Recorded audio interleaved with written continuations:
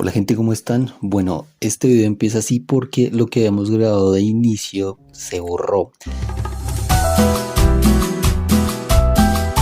Entonces les voy a dejar este video. A ver, estamos en pasos de cómo hacer entender a Gerson de que estamos a contraluz y él no se puede ver. Nada puede estar en contra mío, ¿sí? Nada. Solo el bicho. Bueno, y eso, porque Cristiano medianamente puede. El bicho.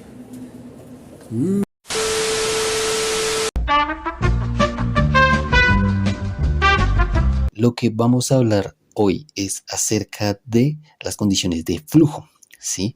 Pero antes de, hay que recordar que es experiencia óptima o experiencia de flow.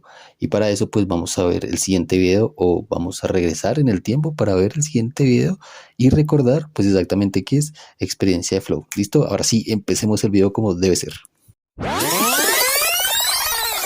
Bueno, pues estamos hablando de ejercer control, pues es algo que yo hago que pase, ¿sí?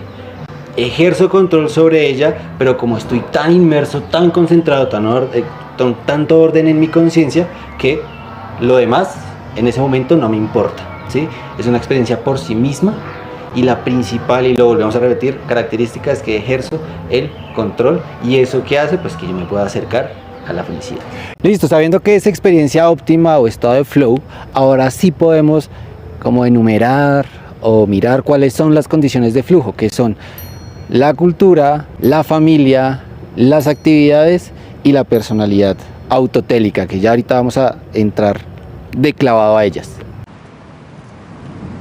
Salto, vuelo, ejecución, inmersión. Debemos tener en cuenta que estas condiciones pueden posibilitar en mayor medida o imposibilitar esa experiencia de flujo que nos acerca hacia la felicidad.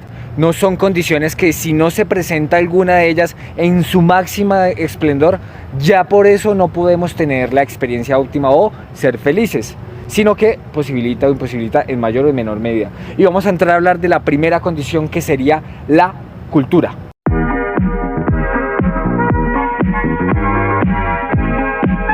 Por cultura podríamos entender como un conjunto de prácticas, creencias y valores de una determinada sociedad. Sin embargo, cuando vamos a relacionar la experiencia de flujo o la felicidad con la cultura, lo que debemos tener en cuenta es qué tanto nos posibilita o nos limita la cultura esta experiencia de flujo. Podríamos valorar una cultura en ese sentido si la cultura nos permite cierto tipo de experiencias y cierto tipo de actividades que permiten el despliegue de unas habilidades ante un determinado contexto de reto. ¿Eso en qué ámbito se da?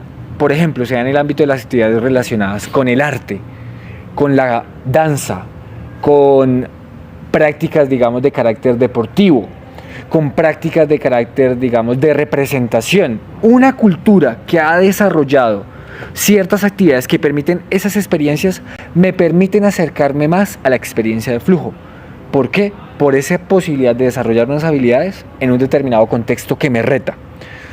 En cambio, una cultura puede limitar ese acercamiento hacia la felicidad, hacia la experiencia de flujo, si por sus creencias y sus prácticas me hacen enfocar mi atención hacia ciertos ámbitos que limitan la experiencia de flujo. Como que, si hay unas creencias donde yo le tengo miedo al ambiente, al medio, porque debo sobrevivir de muchas maneras, mi atención está tan focalizado en eso que no me permite el despliegue de unas habilidades en otros ámbitos que no sean esos.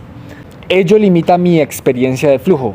Limita también la experiencia de flujo el hecho de que yo, por ejemplo, desconfíe o tenga sentimientos egoístas, vengativos sobre los participantes de mi comunidad. Si yo siento que el otro de alguna manera es una amenaza hacia mí, eso limita mi experiencia de flujo. ¿Por qué? Porque focalizo mi atención en ese aspecto, que no me permite pues tranquilizarme, porque no hay sensación más negativa que uno sienta que siempre el otro es una amenaza, que me puede vulnerar, lastimar. Eso genera en mí una sensación de miedo, de zozobra, de inquietud, que no permite que yo focalice mi atención en otras áreas donde sería más importante focalizarla. Por eso, cierto tipo de sociedades y de culturas que son muy egoístas o muy desconfiadas limitan esa experiencia de flujo. Están muy focalizados en defenderse, en protegerse, ¿sí? y ello no genera que uno establezca un clima más de tranquilidad, que es lo que favorece que yo pueda focalizar mi atención en ciertas actividades que me permitirían un crecimiento de mi personalidad. Algo para tener en cuenta es que la cultura no es estática, es dinámica. Y esto, ¿cómo se puede posibilitar hacia nosotros que podamos reestructurar nuestras habilidades desde los desafíos y desde los retos? ¿Cómo ejemplificamos esto? En un pueblo, cada 25 años sus habitantes se trasladan físicamente de un punto A a un punto B. ¿Y esto para qué lo hacen?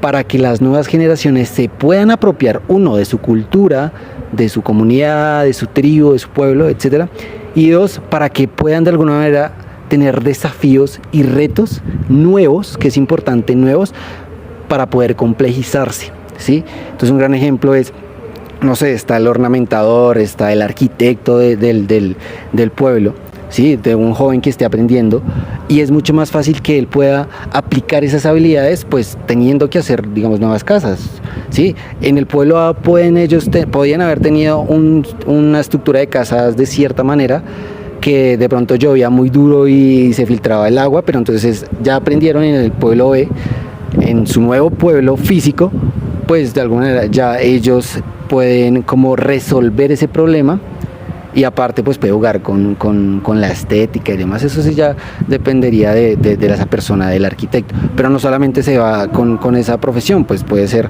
con diversas profesiones, el profesor de la comunidad, o la profesora, el poeta, el escritor, los cocineros, porque hay nuevas de pronto vegetales o nueva agricultura en el lugar al que van, y eso pues ayuda a que esos nuevos desafíos, esos nuevos retos, de alguna manera reestructuren esas habilidades que ellos tienen y las puedan aplicar de una mejor manera.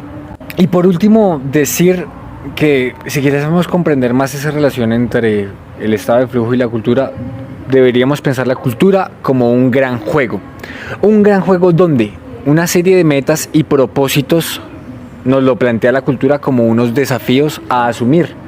Desafíos que yo de alguna u otra manera siento que resuenan con mi personalidad, con mis intereses y con mis predisposiciones, donde al plantearme esos desafíos se permite el desarrollo de un conjunto de habilidades, ¿sí?, que son significativas tanto para la cultura como para mí como persona, y donde la cultura me retroalimentaría y me diría por un conjunto de reglas y de normas si lo estoy haciendo bien, si me debo encauzar por cierta área o por cierta otra, y en general ese juego de los desafíos que me propone con las habilidades me permitiría un crecimiento en la personalidad, que sería lo fundamental para que la cultura me permita acercarme a la experiencia del flujo, que de una u otra manera me acerque a ese crecimiento de la personalidad.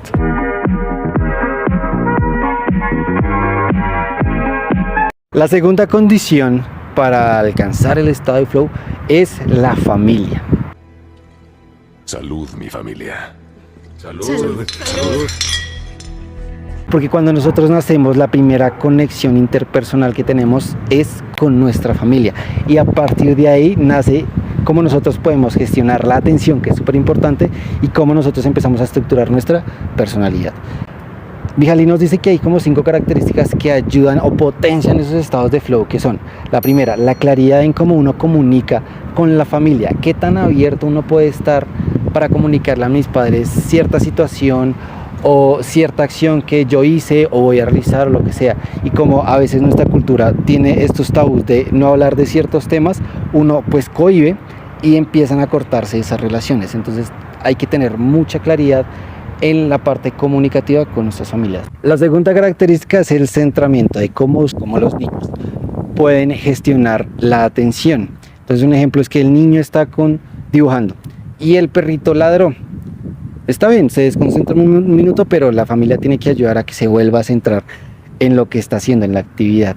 Por eso es importante que los estímulos cuando están haciendo ciertas actividades sean mínimos o que influyan externamente, no que esté dibujando y esté viendo televisión o esté con el celular ahí al pie, porque definitivamente el niño se va a ir. Si la capacidad de nosotros es limitada, la atención de nosotros es limitada, la de un niño es aún más limitada.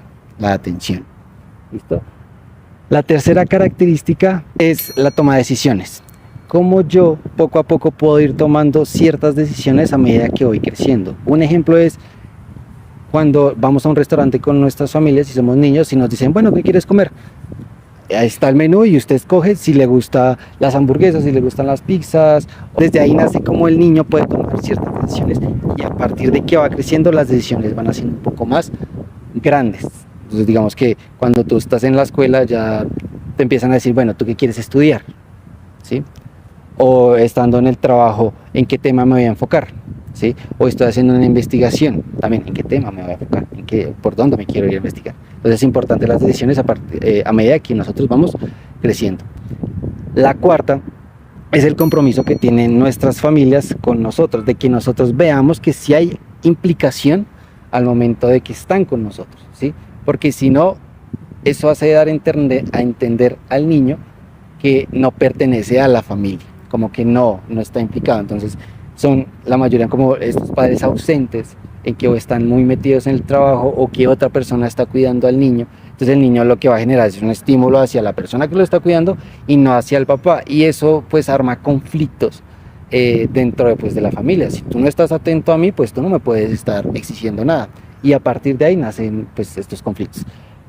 Y la última es los desafíos. Como yo a partir de mis habilidades puedo cumplir un reto, ¿sí? Entonces si mi familia poco a poco me va enseñando a cómo amarrarme, ya en algún momento ellos van a decir, listo, ya lo puedes hacer tú solo, porque ya hemos venido trabajando un poquito, varios meses o años, o no sé.